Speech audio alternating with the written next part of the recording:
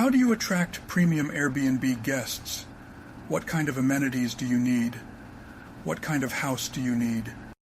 I would say that you need a very nice, probably new or recently renovated house. You need to have at least 2 bathrooms for every 5 to 6 guests. You need some amenities like a swimming pool, a hot tub, or both.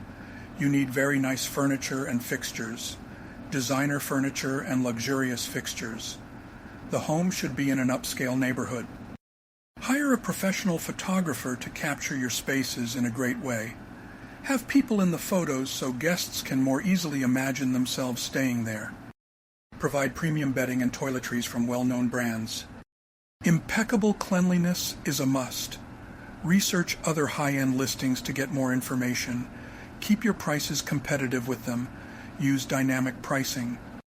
Provide unique experiences like a spa day. Collaborate with local businesses to create unique experiences. Keep learning. Keep trying to improve every month and every year. Keep tabs on your competition. Good luck with your listing. Please like, subscribe, and comment.